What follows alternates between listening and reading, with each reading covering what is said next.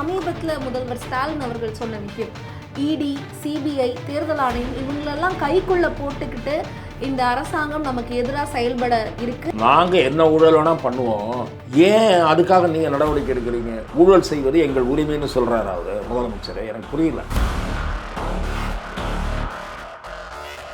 வருமான வரித்துறைனா தூங்கிட்டு இருக்கணுமா, இல்லை தொழிலதிபர்கள் மேலே மட்டும்தான் வரி ஏய்ப்பு குற்றங்கள் சம்பந்தமாக நடவடிக்கை எடுக்கணும்? அவங்களெல்லாம் தொடக்கூடாதா? அரசியல்வாதிகள் என்ன தண்டனைக்கு அப்பாற்பட்டவர்களா? அதுவும் ஆளுங்கட்சி என்ன உங்களுக்கு தலையில் 2 கொம்பு முளைச்சிருமா? ஏன் நடவடிக்கை எடுக்கக்கூடாது? பாரதிய ஜனதா கட்சி அடுத்த 10 நாட்களுக்குள் தமிழக அரசியல் சம்பந்தமாக சில முக்கிய நகர்வுகளில் மேற்கொள்ளும் என்று கூறுகிறார்கள். அதிமுக வர்சஸ் திமுக என்று வர வேண்டுமானால் இத்தனை கட்சிகள் ஒன்று சேர வேண்டும். அது பாரதிய ஜனதா கையிலும் இருக்கிறது, எடப்பாடி பழனிசாமி கையிலும் இருக்கிறது. எடப்பாடி பழனிசாமி நான் யாரையும் சேர்த்துக் கொள்ள மாட்டேன் என்றால் அடுத்த தேர்தலிலும் தோல்வியைத்தான் தழுவுவார்.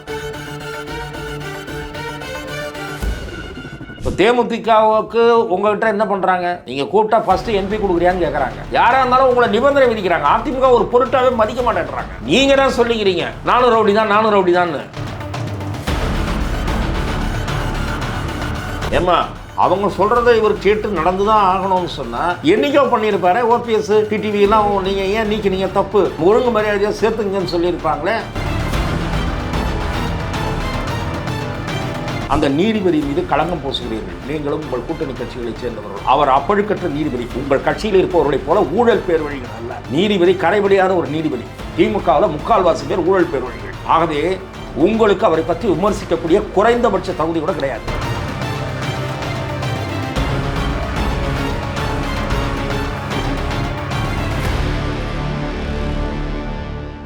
நெல்லி வாய்ஸ் நேயர்களுக்கு வணக்கம். நான் உங்கள் தொகுப்பாளினி லோகு சுஜி. இன்னைக்கு அரசியல் குறித்து பல்வேறு விஷயங்கள் பேச மூத்த பத்திரிகையாளர் துக்ளக் ரமேஷ் அவர்கள் நம்மிடையே இணைந்துள்ளார். வணக்கம் சார். வணக்கம்.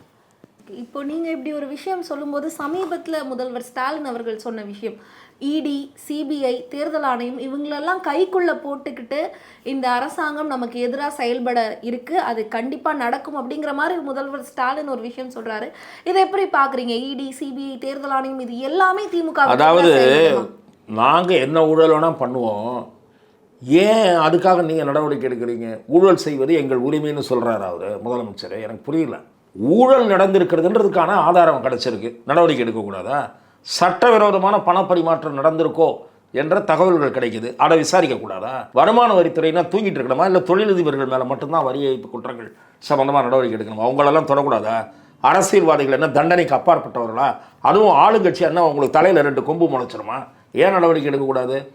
ஆகவே முதலமைச்சர் தேர்தல் நெருக்கத்தில் தங்களுடைய ஊழல் அம்பலமாகிறதே என்று பயந்து பேசுகிறாரோ என்றுதான் நான் பார்க்கிறேனே தவிர வருமான வரித்துறையோ இடியோ தவறாக செயல்படவில்லை என்பதுதான் என்னுடைய திடமான கருத்து. இதுக்கடுத்து தொடர்ந்து அதிமுக இந்த அதிமுக ஒன்றிணையுமா அப்படிங்கிற இந்த பேச்சு தொடர்ந்து போய்கிட்டே இருக்கு. ஒரு பக்கம் ஓபிஎஸ் அவர்கள், டிடிவி, அண்ணாமலை இந்த மாதிரி சந்திப்புகள் நடக்குது. அதிமுக ஒன்றிணையுமா? அதுவும் சமீபத்தில் இப்போ இந்த பொதுக்கூட்டம் வேற நடக்குது, பொதுக்குழு கூட்டம் வேற நடக்குது. இதை தொடர்ந்து இப்போ அதிமுக திருப்பியும் ஒன்றிணையும் அப்படிங்கிற அந்த எதிர்பார்ப்பு இருக்கா? இன்றைய பொதுக்குழுவில் அதிமுக கூட்டணியில் எந்தெந்த கட்சிகளை இணைத்துக் கொள்வது என்று முடிவெடுக்கிற அதிகாரத்தை திரு எடப்பாடி பழனிசாமிக்கு வழங்கி தீர்மானம் நிறைவேற்றப்பட்டிருக்கிறது. என்னை பொறுத்தவரை அதிமுக பாஜக கூட்டணி என்பது இன்றைய தேதியில் பலவீனமான நிலையில் இருக்கிறது. அதிமுக அணியில் நாடாளுமன்ற தேர்தலின் போது இருந்த தேமுதிக இப்போது அந்த அணியில் இல்லை. நாடாளுமன்ற தேர்தலின் போது பாஜக அணியில் இருந்த பாட்டாளி மக்கள் கட்சி இப்போது 2 பிரிவுகளாக பிளவுபட்டு நிற்கிறது. அதே போல் பாரதிய ஜனதா அணியில் இருந்த திரு டிடிவி, திரு ஓபிஎஸ் 2 பேரும் வெளியே ஒதுங்கி நிற்கிறார்கள். ஆகவே இந்த கட்சிகளெல்லாம் ஒன்று சேர்ந்து ஒரே குடையின் கீழ், ஒரே கூட்டணியின் கீழ் எந்த வடிவத்தில் வரப்போகிறார்கள் என்று தெரியவில்லை. ஏனென்றால் திரு ஓபிஎஸ் அவர்கள் மாண்புமிகு உள்துறை அமைச்சர் திரு அமித்ஷா அவர்களை சந்தித்த போது அதிமுக பாஜக கூட்டணியில் தனது அணி ஒரு கட்சியாக இடம்பெற வேண்டும் என்று விரும்பவில்லை என்றும், அதிமுகவுக்குள் பிரிந்தவர்கள் அனைவரும் மீண்டும் சேர்த்து கொள்ளப்பட்டு உரிய பொறுப்புகள் வழங்கப்பட வேண்டும், அதுதான் என் விருப்பம் என்றும் மிக உறுதியாக தெரிவித்து விட்டார் என்று நான் அவரது அணியைச் சேர்ந்த முக்கிய நிர்வாகிகளிடம் பேசி தெரிந்து கொண்டிருக்கிறேன். இதே நிலைதான் திரு டிடிவி தினகரனிடம் இருக்கிறதா என்ன என்றது நமக்கு தெரியாது. பாரதிய ஜனதா கட்சி மேலிடம் அடுத்த 10 நாட்களுக்குள் தமிழக அரசியல் சம்பந்தமாக சில முக்கிய நகர்வுகளில் மேற்கொள்ளும் என்று கூறுகிறார்கள். அதாவது மாண்புமிகு உள்துறை அமைச்சர் தமிழ்நாட்டிற்கு வந்து சில சந்திப்புகளை நிகழ்த்துவார். அதன் மூலம் கூட்டணி கணக்குகளில் சில மாற்றங்கள் வரலாம் என்று எதிர்பார்க்கப்படுகிறது. இவையெல்லாம் எதிர்பார்ப்பு தான். அதிமுக ஒன்றுபட்ட அதிமுகவாக பழைய வலிமையோடு ஒன்றுபட வேண்டும். இப்போது பலவீனமான நிலையில் இருக்கிறது. அது எவ்வளவுதான் நீங்கள் எடப்பாடி பழனிசாமி கூவிக்கொண்டிருந்தாலும் அவருக்கு பழைய வலிமை இல்லை. பழைய வலிமை வேண்டுமென்றால் பழைய அதிமுகவாக ஒன்றுபட வேண்டும். அடுத்தவரை பிரிந்து இருக்கக்கூடிய பாட்டாளி மக்கள் கட்சி ஒன்றுபட வேண்டும். தேமுதிக வர வேண்டும். புதிய தமிழகம் வர வேண்டும். புதிய நீதி கட்சி, ஜான் பாண்டியன், கிருஷ்ணசாமி எல்லாரும் வரணும்.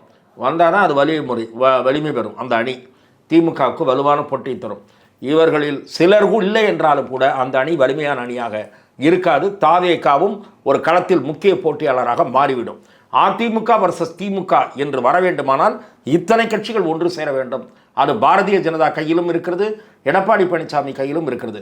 எடப்பாடி பழனிசாமி நான் யாரையும் சேர்த்து கொள்ள மாட்டேன் என்றால் அடுத்த தேர்தலிலும் தோல்வியைத்தான் தழுவுவார். எடப்பாடி பழனிசாமி அவர்களுக்கு இப்போ இந்த கூட்டணி குறித்து அவர் தான் முழு முடிவெடுப்பாரு அப்படின்ற மாதிரி சொல்லியிருக்காங்கன்றீங்க. ஆனால் பாஜக இணைஞ்சது அப்படின்னா எல்லா முடிவும் உள்துறை அமைச்சர் அமித்ஷா அவர்கள் தான் எடுக்கிறாரு. அதிமுகவில் யார் இருக்கணும், அதிமுக யாரோட கூட்டணி வைக்கணும், அதிமுகவுடைய முக்கிய முடிவுகளை அமித்ஷா அவர்கள் தான் எடுக்கிறாரு அப்படின்னு சொல்லி அப்படி சொல்லுவது என்பது பாரதிய ஜனதாவுடைய எதிரிகளுடைய விமர்சனம். ஆனால் பாரதிய ஜனதா அப்படி முடிவெடுத்து நான் சொல்லுவதைத்தான் கேட்க வேண்டும் என்று சொல்லவில்லை. மாறாக அதிமுக கூட்டணியை பலப்படுத்துவதற்கு பாரதிய ஜனதா உதவியை நம்பி இருக்கிறது. அது மாற்று கருத்தே கிடையாது. பாஜக தான் தலையிட்டு பாட்டாளி மக்கள் கட்சி பிரச்சனையை சரி செய்யக்கூடிய நிலையில் இருக்கிறதே தவிர அதிமுக சொன்னால் எவனும் மதிக்க மாட்டேன்றான். ஏன்னா நீ பலவீனமாக இருக்க, நீ சொன்னால் கேட்க மாட்டேன்றான். அவர்களிடமாவது டெல்லியில் கவர்மெண்ட் இருக்குது, அவர்களிடமாவது செல்வாக்கு இருக்குது. இப்போ தேமுதிகவுக்கு உங்கள்கிட்ட என்ன பண்ணுறாங்க, நீங்கள் கூப்பிட்டா ஃபஸ்ட்டு எம்பி கொடுக்குறியான்னு கேட்குறாங்க. யாராக இருந்தாலும் உங்களை நிபந்தனை விதிக்கிறாங்க. அதிமுக ஒரு பொருட்டாகவே மதிக்க மாட்டேன்றாங்க. நீங்கள் தான் சொல்லிக்கிறீங்க நானும் ரவுடி தான், நானும் ரவுடி தான்னு. அவங்க உங்களை ஒத்துக்கலை, நீங்கள் ரவுடின்னு ஒத்துக்கலை. ஆகவே தான் நான் சொல்லுகிறேன், மத்திய உள்துறை அமைச்சர் அரசியல் வியூகங்களை வகுப்பதில் சாணக்கியர் என்று பெயர் பெற்றிருப்பதால் அப்படி ஒரு பேர் இருக்குது. அதை என்ன பண்ணுறாங்க, மாற்றி விமர்சிக்கிறாங்க. ஏமா அவங்க சொல்கிறத இவர் கேட்டு நடந்து தான் ஆகணும்னு சொன்னால் என்றைக்கோ பண்ணியிருப்பாரு. ஓபிஎஸ் டிடிவிலாம் நீங்கள் ஏன் நீக்கினீங்க தப்பு, செங்கோட்டையனை ஏன் நீக்கினீங்க தப்பு அப்படின்னு சொல்லி ஒழுங்கு மரியாதையாக சேர்த்துங்கன்னு சொல்லியிருப்பாங்களே. அப்படி அவங்களெலாம் ஒன்றும் நிர்பந்தம் பண்ணலை, இது பண்ணலை. நீங்கள் அவங்க சொல்லி பார்க்குறாங்க, கெட்டு சீரழியாதையா கட்சி தோத்துற மறுபடியும். போன தேர்தல் இப்படி தான் நாங்கள் சொன்னதை கேட்காம தோற்று போனீங்க, இந்த தேர்தல் யாரும் உருப்படியாக பிழைக்கிற வழியை பாருங்கன்னு சொல்கிறாங்க. இந்த முறையும் சொல்லுவாங்க. கேட்பதும் கேட்காததும் எடப்பாடி பழனிசாமி அவர்களுடைய விருப்பம், தலையெழுத்து. இப்போ எடப்பாடி பழனிசாமி அவர்கள் ஒரு பக்கம் இந்த கட்சிக்குள்ள யாரையும் சேர்க்க மாட்டாரு, இன்னொரு பக்கம் நீங்க சொன்ன மாதிரி பாமக 2 கட்சியா, அதாவது 2 கூட்டணியா 2 பக்கமா இருந்துகிட்டு இருக்காங்க. பாமக ஒரு பக்கம், இப்படி எல்லாரும் ஒரு பக்கம் இருக்கும்போது இந்த கட்சிகள் எல்லாம் இணைந்து திமுகவுக்கு எதிராக ஒரு பெரிய அணியா திரளுமா? ஒரு பக்கம் தாவேகாவும் இருக்கு. இப்போ 2026 தேர்தல் என்னவா இருக்கும் இப்படி இருந்தா? இந்த கூட்டணி பாரதிய ஜனதாவினுடைய முயற்சிக்கு அதிமுக ஒத்துழைப்பு அளித்து ஒன்றுபட்ட அதிமுகவாக நின்று பிற கட்சிகளெல்லாம் சேர்ந்தால் திமுகவுக்கு வலிமையான போட்டியை உருவாக்க முடியும்.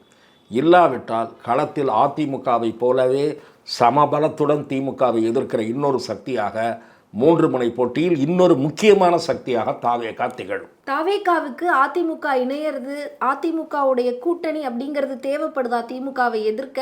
இல்லை கூட்டணியே இல்லாமல் தாவேகா ஒரு பலமான கட்சியாக இருக்குமா? கூட்டணியே இல்லாமல் தாவேகா வெற்றி பெற்றுவிடும் என்று நான் கூறவில்லை. தாவேகா தலைமையை சில கட்சிகள் சேரலாம். ஆனால் அதிமுகவோடு தாவேகா சேருமா என்றால் எனக்கு சந்தேகம் இருக்கிறது. ஏனென்றால் 2 முறை தாவேகாவினுடைய பொதுக்குழுவில் விஜய் முதலமைச்சர் வேட்பாளர் தாவேகா தலைமையில் தான் கூட்டணி என்கிற முடிவு உறுதியாக எடுக்கப்பட்டிருக்கிறது.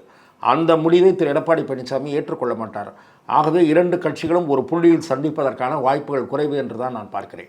அதிமுக, தாவேகா, திமுக என்று நம்ம அரசியல் குறித்து இவ்வளோ விஷயங்கள் பேசிகிட்டு இருக்கோம். இப்படி இருக்கும்போது தாவேகா தொண்டர்கள் குறித்து வரக்கூடிய ஒரு செய்தியும், போலீஸாரின் கையை கடிப்பது, பொதுக்கூட்டத்துக்கு துப்பாக்கி எடுத்துகிட்டு வர்றது, இந்த மாதிரி செய்திகளை நம்ம கேள்விப்பட முடியுது. இதை எப்படி பார்க்குறீங்க? தாவேகா தொண்டர்கள் ரசிகர்கள் தானா? இந்த பேச்சு திருப்பி திருப்பி எழுந்துட்டுருக்கே, இதை எப்படி பார்க்குறீங்க? இது ஏதோ 1-2 பேர் செய்கிற செயலை வைத்து ஒரு மொத்தமாக ஒரு கட்சியில் இருக்கிறவர்கள் எல்லாம் அப்படித்தான் பிராண்டு பண்ணுவது சரியாக இருக்காது. சமூக வலைத்தளங்களில் சுவாரஸ்யமான விவாதத்தை கிளப்பதற்கு வேண்டுமானால் இது பயன்படலாம். திமுக அதிமுக கூட்டத்தில் ஒரு 10 பேருடைய பிட்பாக்கெட் அடிச்சு போயிடுறாங்க, 10 பேருடைய பர்ஸை காணோம், 2-3 பொம்பளைங்களுடைய செயின் அறுத்துடுறாங்க. உடனே அந்த தொண்டர்கள் அப்படின்னு சொல்ல போகிறோமா? சமூக விரோதிகள் ஒரு கூட்டத்தில் ஊடுருவிடுறாங்க. அந்த மாதிரி 1-2 பேர் ஒரு உணர்ச்சி மிகுந்தவர்களாக அல்லது ஆர்வக்கோளாறு கேஸுகளாக அல்லது விவரம் புரியாதவர்களாக ஒரு பொதுக்கூட்டத்தில் பொது இடத்தில் எப்படி நடந்து கொள்ள வேண்டும் என்று தெரியாதவர்களாக இருக்கிறார்கள் என்பதை வைத்து ஒரு கட்சிக்கு அதில் இருக்கக்கூடிய அத்தனை பேரும் அப்படித்தான் என்று முத்திரை குத்துவது சரியான பார்வையாக இருக்காது. அதிமுக குறித்து இப்போ பல்வேறு விஷயங்கள் பேசணும், இவங்க ஒன்றிணைய மாற்றாங்க அப்படின்னு பேசணும். ஒருவேளை இந்த 2026 தேர்தலை இப்போ இருக்கிற நிலைமையிலேயே அதிமுக சந்திச்சு தோத்துடுச்சு அப்படின்னா அதிமுக கட்சியுடைய நிலைமை என்ன, தொண்டர்களோட நிலைமை என்ன? அதிமுக இன்னொரு தோல்வியை தாங்கும் என்று நான் கருதவில்லை. ஏனென்றால் அதிமுகவினுடைய பல மூத்த நிர்வாகிகளுடைய வயது 70 கடந்து விட்டது. பல நிர்வாகிகளுடைய வயது, மிக பெரும்பாலான நிர்வாகிகளுடைய வயது 70க்கு மேல். ஆகவே இந்த தேர்தலில் தோற்று அடுத்த தேர்தல் வரை காத்திருக்கக்கூடிய நிலையில் அவர்களுடைய வயதோ உடல்நிலையோ இல்லை. அதே போல் தொண்டர்களுக்கும் இந்த தேர்தல் தான் கடைசி நம்பிக்கை. அவர்கள் இந்த கட்சி வேட்டியை கரை வேட்டியை கட்டிக்கொண்டு எம்ஜிஆர் ஜெயலலிதா புகழை பேசிக்கொண்டு இரட்டையிலேயே நம்பிக்கொண்டு இருப்பவர்கள் இன்னொரு முறை கட்சி தோற்றால் பல்வேறு கட்சிகளுக்கு போய்விடுவார்கள். நெல்லிக்காய் மூட்டை போல் அதிமுக சிதறிவிடும். தாவேக்காவுக்கு கொஞ்சம் பேர் போவார்கள். இப்போது தேர்தலுக்கு முன்பே தாவேக்காவுக்கு கொஞ்சம் பேர் போய்விடுவார்கள். பிரமுகர்கள் போவார்கள். தொண்டர்களை பொறுத்தவரை சோர்ந்து போய் முடங்கி விடுவார்கள்.